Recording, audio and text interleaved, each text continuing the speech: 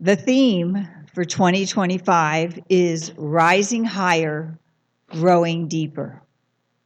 The theme for February is Radical Interconnection. Our topic for today, Ripples, the Art of Mindful Living.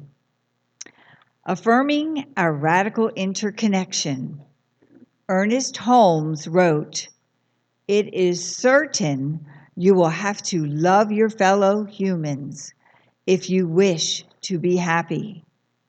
Your union with God implies your union with everything." Because we are one, Evan Hodkins shares this insight.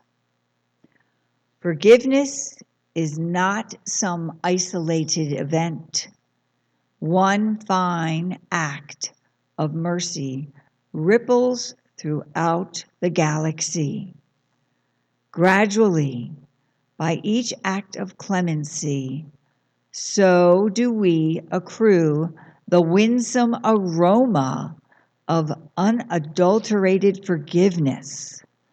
Pardon is God's perfume.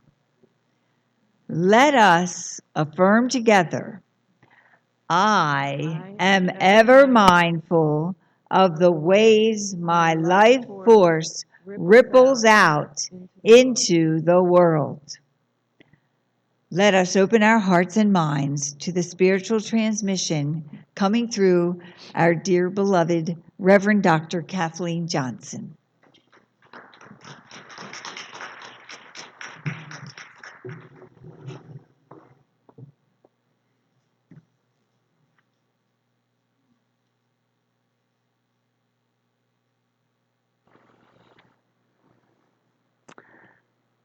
So I came across a story of a meditation student who was speaking to her teacher. And she said, how many years will it take before I reach enlightenment if I practice regularly, if I practice consistently? To which the teacher responded, 10 years. She was like, oh, 10 years. Oh my gosh, that's a long time. So she went back to the teacher and she said, how about if I really work hard and double the effort? To which the teacher responded, double the time, 20 years. Listen to the message that's in that, right? So Science of Mind, our beautiful spiritual teachings, teach that our thoughts create our reality. And when we pay attention to working hard, putting out a lot of effort, what happens? Our thoughts create. We are shutting down, blocking the creative flow of what we want, of our dreams and our intentions. Interesting, huh? Because our words become our reality. Working hard, think about how working hard feels to the body. Notice, it's stressful, isn't it? So the idea is that the relaxed, consistent practice is going to reap greater benefits.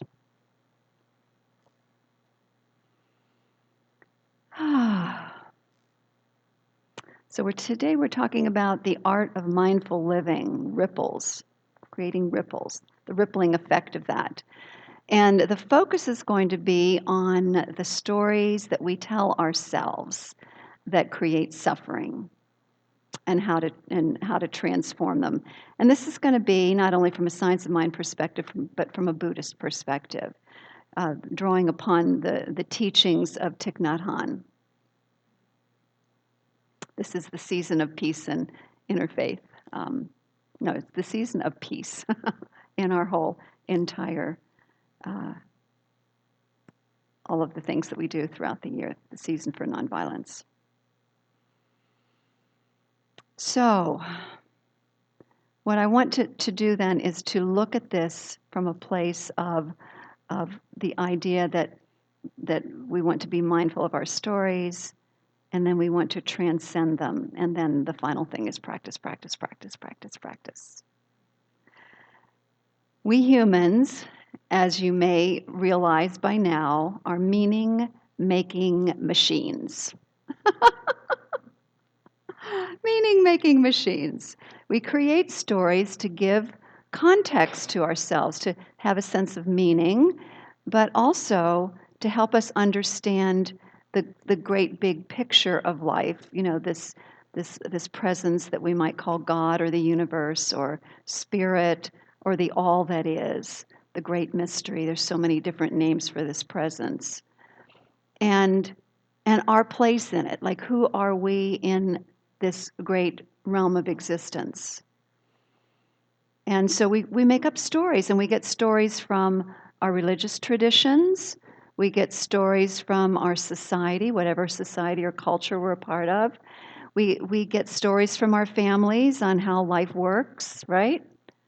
Some good, some not so good. And the same thing from the educational system. Some good, some not so good. I was thinking back in my days as a school counselor and how I brought in mediation training for the third, fourth, and fifth graders, and how that gave them a new story to tune into. Oh, that we can work out our differences peacefully, and we can be mediators for other students to work out their differences peacefully. And they did. I mean, it was so cool to see third graders sitting out in the hall outside their classroom, the two trained mediators with their little, with their the students who were the disputants and working things out. So, there are some good things that come out of the educational system. I know values, a lot of teachers teach values and things that are really helpful. So I don't mean to, when I'm talking about these stories that come through, I don't mean that they're stories that are harmful. They can be stories that are very helpful. So the bottom line, though, is the stories that we have been brought up with and our own interpretations of what happened in our lives and what is happening in our lives will color. They're full of beliefs and biases, biases that are like viruses. Selectively paying attention to, therefore, information that fits our view and confirms the view, as well as discounting or ignoring information to the opposite. I mean, I've experienced that myself, and I've witnessed it with others as well. How when we have a certain view, it's very difficult to see anything other than that story. And so what happens is we miss out on opportunities that are available to us. So the influences then not only are about how we treat ourselves, the stories we've made up about ourselves, but also how we treat others, how we relate with others. So this idea of tuning into our stories is so important. Tuning in, not only tuning in, but noticing the validity or the not validity of it. In other words, critically examining those stories. And a beautiful on-the-spot thing is the Byron Katie method. When we have a story that's going through our minds, is it true?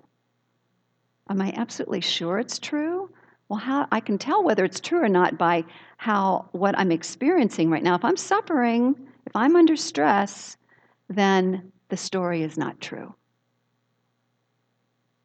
I'm making up a story. Because truth brings peace. Truth with a capital T will bring us a sense of peace, even in the midst of a challenging situation. So we have the power then to let go of stories that don't serve us. In other words, stories which are interpretations of reality. And we have the power to embrace stories, beliefs, biases, etc., that uplift us, that bring us to a sense of unity and peace and harmony with others, a sense of well-being. So one of the first steps, and this is a Buddhist thing, but it's just very powerful. One of the first steps then to becoming aware of our stories is what they call first thoughts. First thoughts. So when we come across another person, when we interact with another person, when we read something in the news or see something on TV, it's about noticing the first thought that we had, because the first thought is unfiltered, and it's a window into subconscious biases and beliefs that are, that may not be serving us. Particularly if we notice ourselves reacting to the person or the story, the situation in the news or whatever. So watching out for the first thoughts, that's a practice. I mean, talk about being awake and aware so that we can catch that. It's a practice. And so the transformation then, as we become aware of those thoughts, we have an opportunity to choose. We're in a place of great power. Do I choose to keep this story or this thought, particularly if it's causing me suffering in any way or stress? Or do I choose a different perspective? Am I willing to ask for a shift in consciousness to see it from another perspective?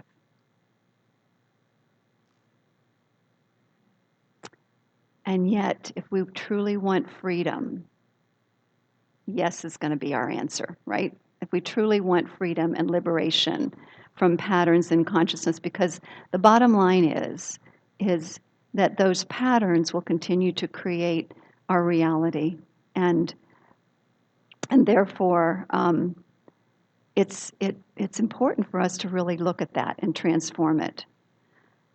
Buddhist nun Pema Chodron wrote, "Transformation occurs only when we remember breath by breath, year after year, to move toward our emotional distress without condemning or justifying our experience." So that the emotional distress, that's the part about no spiritual bypass. That's what we talk about a lot. Not spiritually bypassing, but moving in the direction of the feelings rather than running from the feelings. Notice what she said, breath by breath, year after year. She didn't say, do it once and it's done, folks. And then, that's it's a lifetime practice. This last Friday night, we had, the Divine Delights that Michelle organized, the Satori game night. And so there were 6 of us. Michelle was the game master, and the rest of us were playing the game. And this Satori, by the way, means transcendence, or to transcend. And the radical forgiveness process is what is behind this entire game. And the radical forgiveness process, how many of you have read Radical Forgiveness, the book? There's actually one on the back table there if anybody wants to pick it up. It's sitting up and it's red. Radical forgiveness is something that I taught consistently for several years. And we've taught it a couple times here. Candace has taught it, and I'm not sure who else. But anyway, this particular path is a path of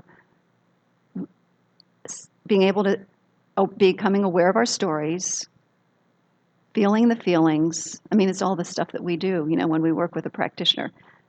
Finding out what our story is, feeling our feelings, and then moving into a reframe. And actually, there are 5 steps. I'm going to go through what the 5 steps are.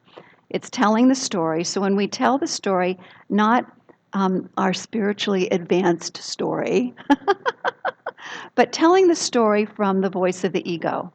And the reason why we do that is because it really helps us tune into those beliefs and the biases and what's going on in the story. So we do that, feel our feelings, and that goes back to the whole idea that if we don't feel, we don't heal.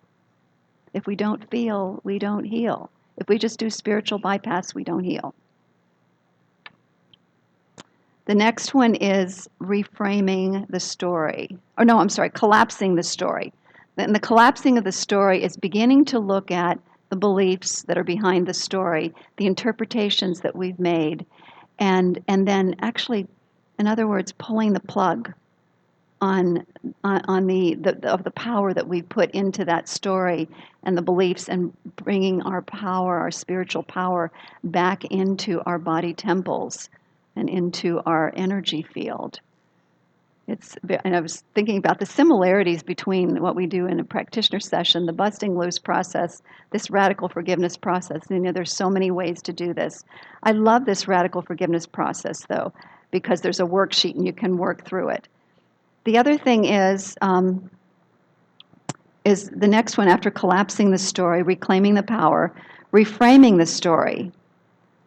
That this too is for me, that there is something here for me in what just happened, the interaction that happened, or my reaction, or whatever. There is an opportunity for me to reclaim power and to get back into alignment with who I am. And the last part is integration, integrating it into the consciousness at the cellular level. And what he recommends is breath work, walking, taking an Epsom salts bath and relaxing. And to that, I want to add spiritual mind treatment as well. And filling out the worksheets is very powerful to help with the integration process.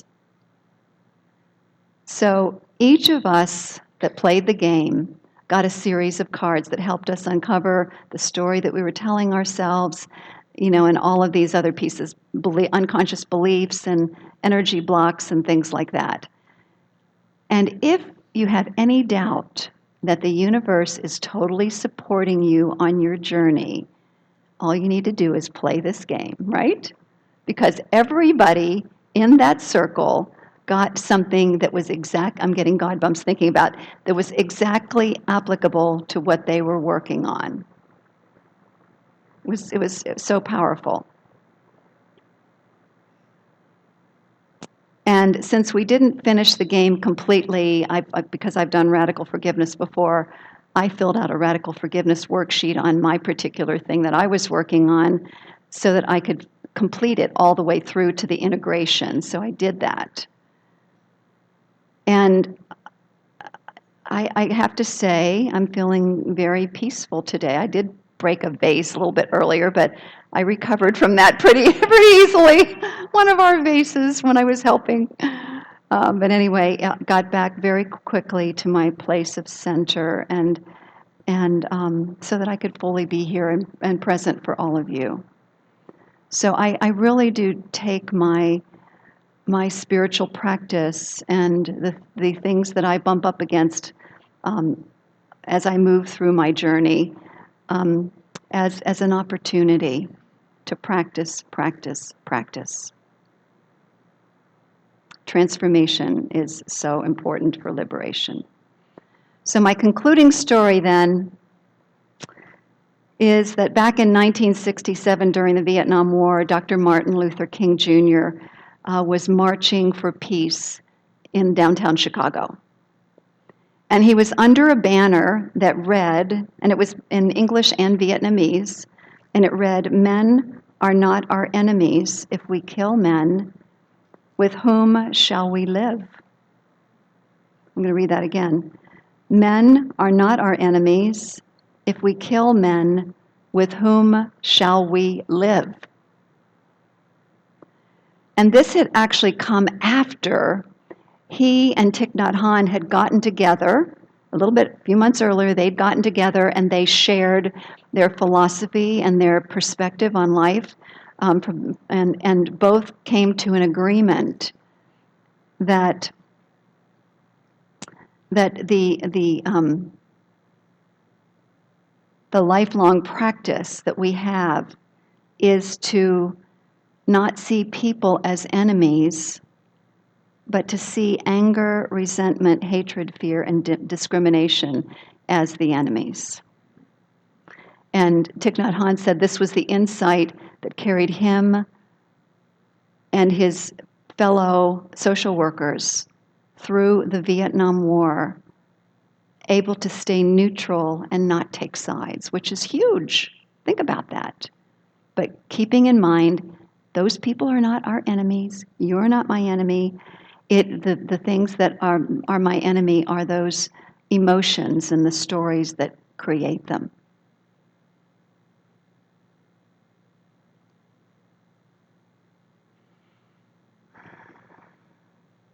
So seeking to free ourselves from our stories, I'm going to say it again, is a lifelong practice. It's not a one and done.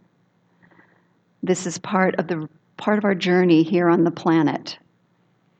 And it liberates us to live a more fulfilling life, a more harmonious life. The practice requires letting go of living on autopilot. Living on autopilot is what it's kind of natural to do, just kind of go through our lives and not really think too much about what we're saying or thinking or whatever. But this requires practice of beginning to notice. One of the things that I had done for a while and I'd gotten out of the habit, and it's just coming to me now, is putting an alarm on my phone. And I do have a mindfulness bell that I think has been turned off at some point. But when I was doing it and it was coming on every half hour, I would stop, which would be a Tibetan bowl. I'd stop, I'd breathe, and then I would say to myself something that was very calming and centering and settling. And just coming into awareness. So powerful, such an important practice. So I know what I'm going to do when I go home. Turn it back on. So the path of not hating is a spiritual practice. This is in the words of Thich Nhat Hanh. The path of not hating is a spiritual practice that helps us confront injustice without hating. And then I'm going to take it a step further and talk about love. Love allows us to go further and to see that anger, hatred, discrimination, etc., are really not our enemies. We don't want to make our feelings our enemies, but instead to love and embrace ourselves, even with those feelings. Embrace the feelings and embrace it as an opportunity to transform. So let's turn within and give thanks for this opportunity to be awake and aware of the ultimate reality of all that is, the presence, the life, and the light that I call God, that is omnipresence, omnipotence, omniscience, the presence of peace and love, the presence of harmony, and a great power, the power of love. And so as I understand that that is the nature of the divine, I know that that is my nature, that is the nature of every one of us. We are that love, that peace, that harmony, that power of God, that creative power of God in radiant expression.